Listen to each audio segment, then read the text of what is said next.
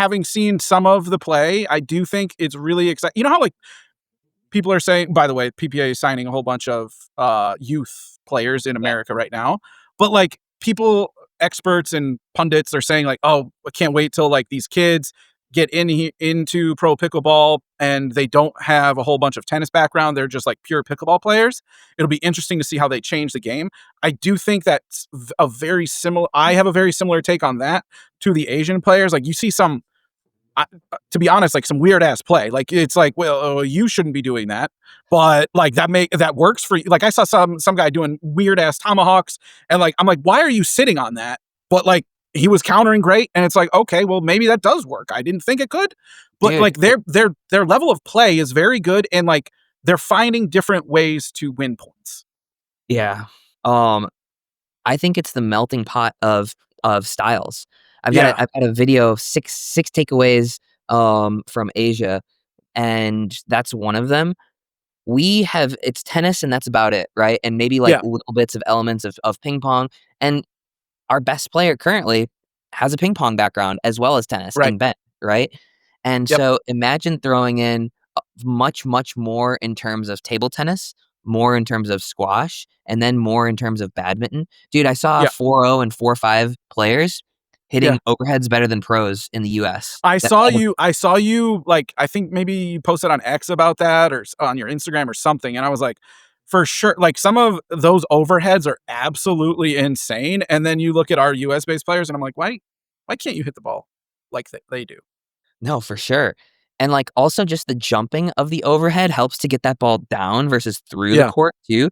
So, I mean, like, the badminton overhead, they do it all the time, like, just try nobody here's the thing, nobody's ever lobbed a badminton player and lived to tell about it. So maybe that's why the word isn't out there about the badminton overheads. yeah, right. But, like, they're just so badminton players are the opposite of tennis players in that badminton players, everything is like violent, sort of herky-jerky, like snapping, Yeah, right? yeah, Um, and honestly, that's kind of how Hayden and Gabe play a little bit. And I think that's yeah, how things are gonna change. Like, they're just they're very fast twitch even in things like dinks or yeah, flicks or all that stuff. Whereas Ben is somebody that's very like slow and methodical. And I don't yep, think slow and methodical is going to work in the long term. I think it's going to be this quick and rapid sort of like snappiness that these guys have.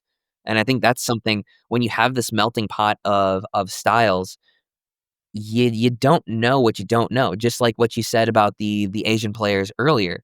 Like we don't necessarily know if there's a better way to hit these backhand rolls or these overheads. The yep, only person that we ever knew that played high level pickleball and high level badminton was Henry Buonardo, and like he couldn't hit a dink off the ground because it was just not something that translated from badminton. But he yeah. would have his paddle right here and go like this, like a 2-inch punch, and the guy could snap the ball as hard as Ben with a 2-inch swing, like Yeah. legitimately. I remember watching him play Dave, and he just literally has his paddle out here like this, and then boom, and Dave thought he saw a ghost. He got just absolutely thrilled by the ball because it looks like he was just about to like drop shot it, just block it, Yeah. and then just like snaps it with crazy, crazy pace. So I think the melting pot of styles is super, super interesting to see what comes of that. Yep. Agreed. I'm So excited for like the next 2 or 3 years. yeah, same here. I'm definitely gonna go back a bunch of times. I signed my PPA extension to actually play 10 international events per year. So I'm gonna be Jeez. doing way more of that, and I had a good time doing it too. So T Dog, I have defeated jet lag. How? Do you have a secret sauce or like what's going on there? I've got a method. It involves Okay. it involves a form of sleep deprivation torture, but Yep. I've heard also that. works. So my method, and I'm like 5 for 5 in my recent trips.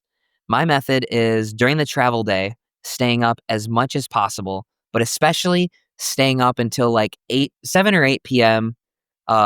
When you get there, when you arrive. If you go Okay. you when you get there, make sure you get some exercise in, right? Whether that's a lift or run or some pickleball that Yep. day. And then even when you're tired, right? At 7 p.m. I could have fallen asleep, no problem. But I still took some melatonin because melatonin doesn't necessarily make you sleepy. It's a hormone that helps to reset your circadian rhythm. So if Yep, you don't take that, you're still going to be on the previous time zone. But if you take it, like it should sort of reset your circadian rhythm. So those three things, I've defeated jet lag. I'm so back already in Virginia Beach. And I wasn't jet that's lagged on the way crazy. there either. So Yeah, good for you.